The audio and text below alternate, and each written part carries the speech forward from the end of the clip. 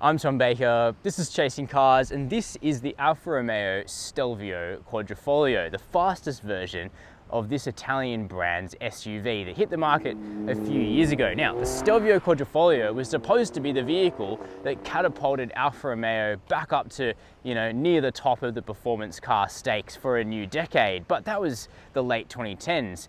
Now it's 2020, the Stelvio probably hasn't been as popular as its Italian maker had hoped. Why is that the case? Is this better than a Mercedes-AMG GLC 63 or a BMW X3M competition? That's what we're going to be finding out in today's video when we take the hot Stelvio out onto some great roads to see how it works. But an SUV, a family car, still has to be practical, and that's what we're also going to be checking out.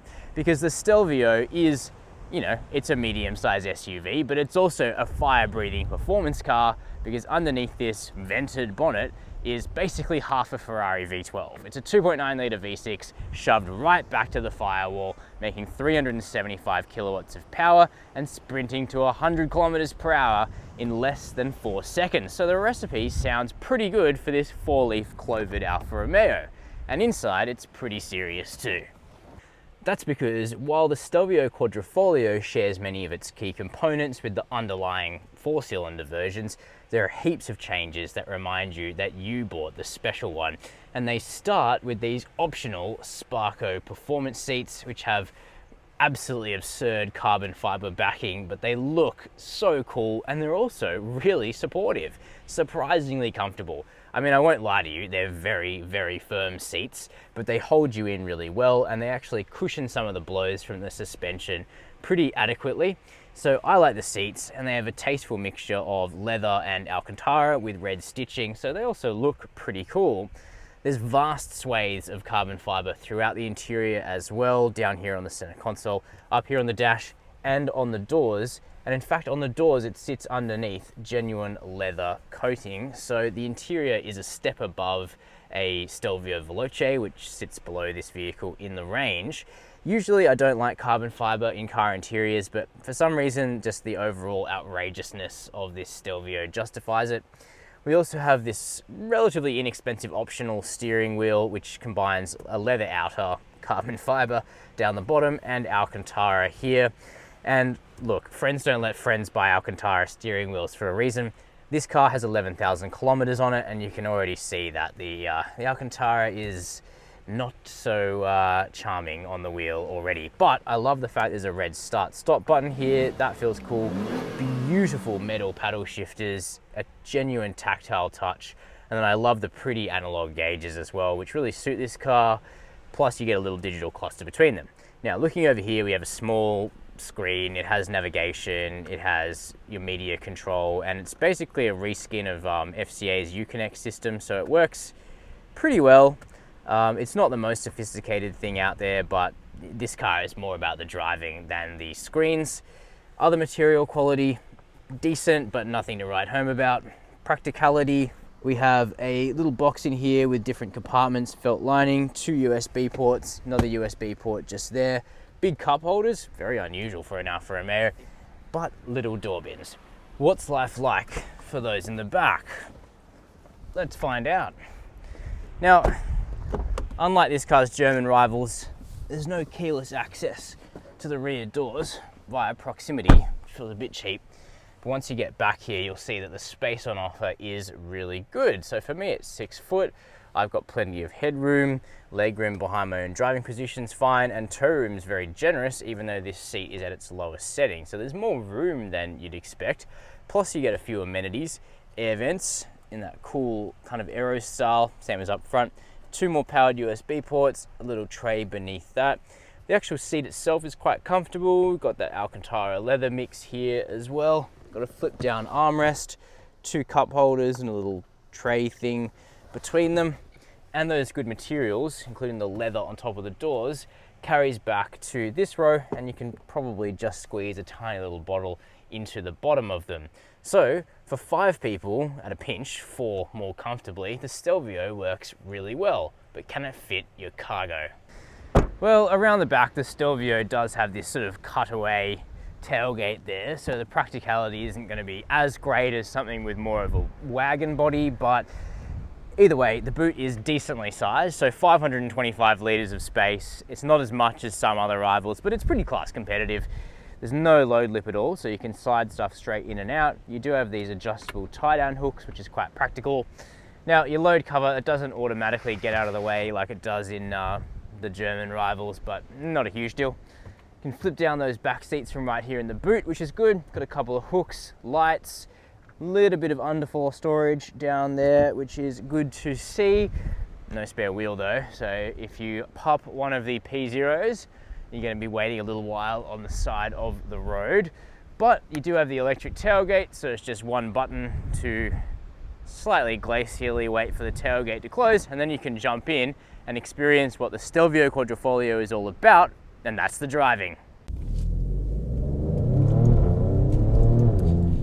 So, what is Alfa's SUV like to drive? Well, there's a very simple answer to that question, and that's that this thing is phenomenal from behind the wheel. This is one of those rare cars for me where I look for really any excuse to drive it because it is that good. And I think the biggest shock to me is that the Stelvio Quadrifoglio is good just running up to the grocery store to pick up some milk that you forgot, equally as much as sniffing out one of your favorite back roads and taking it on in what is essentially here a raised hot wagon, because it just doesn't feel like an SUV at all. You forget all about that from behind the wheel. So for me, it's one of those rare performance SUVs that I actually like in more than an academic sense, in that it feels like a proper sports car. Hallelujah, well done Alfa Romeo. Now, what's under the bonnet? So it shares its 2.9 litre twin turbo V6 petrol with the Giulia Quadrifoglio, makes 375 kilowatts of power and 600 Newton meters of torque, so very decent outputs for what is a relatively small capacity engine. Now, if you want more beef, you can go for the Mercedes-AMG GLC C63S 4MATIC Plus, long name, or you can go for a 3 litre inline 6 in the new X3M competition. But as far as I'm concerned, this is better than both of those because the connection between driver and vehicle is just so much sharper in the Alfa Romeo. And yeah, I know that's a total cliche that sounds like I just read it out of the brochure, but I actually didn't. I've been totally charmed by my week of mixed driving in Alfa's hot crossover. And that's rare for me. If you have subscribed to this channel, and I hope you are, you'll know that it takes a lot for an SUV to actually genuinely impress me. Now, the engine, because it's twin turbocharged, it's not laggy. Throttle response is instant. It feels naturally aspirated, but also genuinely boosty. You know, it's a best of both worlds sort of powertrain. It also sounds phenomenal. Snap down the crisp gearbox. Now, obviously, you rev it right out, you use its phenomenal off-the-line performance, you're gonna ask it to have a bit of a drink, but I found in mixed driving, I used about 15-16 litres per 100 Ks all the time, which is, well, not great if you drive a Prius, but pretty good actually when you take into account all the performance on offer in the Alfa SUV. So the engine, which is, yes, derived from a Ferrari V12, is all there. But what about the ride and handling? Because that is actually where the Stelvio truly shines. The steering is just beautiful. You know, it's quite light, lighter than most, way lighter than the artificially heavy rack in the X3M competition, but it's all the better for it. The connection just feels so natural. You turn it in, that engine is mounted so far back under the bonnet that you don't feel any weight at all over the front wheels. It just turns in with sheer alacrity, goes where you want it to go, and understeer is a non-issue. Nice aft-mounted engine, plus very, very grippy staggered Pirelli P0 tyres. They get the job done very well. And the ride, way more livable than you'd expect. I thought I was going to need a chiropractor after my week with it. It's just not the case. We do have adaptive dampers. Yes, I prefer them in soft, but even in mid, it is quite livable, and especially in race mode, which is the only mode where you get the really good sound, the softest setting is mid, so I've kind of gotten used to that, even though I've driven it mainly in natural mode during my week with the car because it's just a better match for our road surfaces. Now, I'm not going to kid you around, the ride is firm, but it's one of those firm but compliant rides, never crashy and not too stiff. There is some vertical motion allowed by the dampers, which is good. Plus the tires have more sidewall than you expect in this class, so there is some ability to soak up the bumps. Now, I'm not going to go ahead and say this is like some limousine in terms of comfort, but I never found it uncomfortable. It's perfectly well damped for me, and it feels very, very dialed in. Plus, really good brakes as well when you need to take off that pace. 360mm discs at the front, 350mm at the back. You can pay a heck of a lot more and get carbon ceramics, but I don't really think it's necessary, to be honest. Then there's the general refinement of the thing, which is also a bit of a surprise, because if you have it in race mode like I do for this video so you guys can hear it, if you don't do that, it's actually very quiet. You can barely hear the engine in natural mode unless you rev it out. Road noise isn't much of a problem, neither is wind noise, despite the big mirrors that give you good visibility. So you can kind of choose, do you want a serene experience or a loud, extroverted experience, depending on how you're feeling on the day, which I quite like. So I think for me, the biggest surprise packet of the car is just how well-rounded it is. It can do everything. I mean, I used it for everything because my week with it coincided with drought-busting levels of rain, hopefully. So I had to sandbag my house. The only vehicle I had to do that with was the Alfa Romeo Stelvio Quadrifoglio. Probably not what the engineers in Milan were expecting. Turns out it can do it pretty well. 400 kilos of sandbags over the rear axle. Didn't really feel it up front.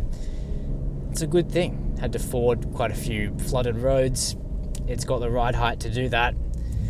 Yeah, I mean, this is one of those cars where I'm hard pressed to say something bad about it. I guess I better talk about quality. This car, with 11,000 Ks on it, didn't have a single issue. No rattles. I mean, compare that to the Mercedes-AMG C63 you and I drove recently, which sounded like a bag of rattles. I mean, that's pretty good. That said, you don't have to look very far to find examples of vehicles on this platform that haven't been as high quality. I think our colleagues at Car and Drive had a long-term Giulia Quadrifoglio early on that was not great. Potentially they've ironed out those kinks, because this one didn't put a foot wrong. I do think they need to have a longer warranty than 3 years though, for sure. They'd get more people over the line if they did. So those are our detailed thoughts about the Alfa Romeo Stelvio Quadrifoglio. I can't help but really love this car. Yes, I'd prefer it if it was a Giulia wagon Quadrifoglio. I think most of us car guys would.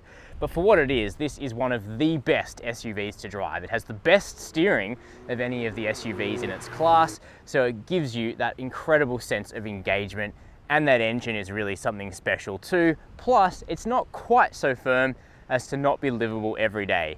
Add in the fact it's about 20 grand cheaper than the AMG, and you've got yourself a pretty nice package. Now, let me know below this video what you think of the Stelvio Q. While you're down there, make sure to hit subscribe and the notification bell. And as always, thanks for watching Chasing Cars.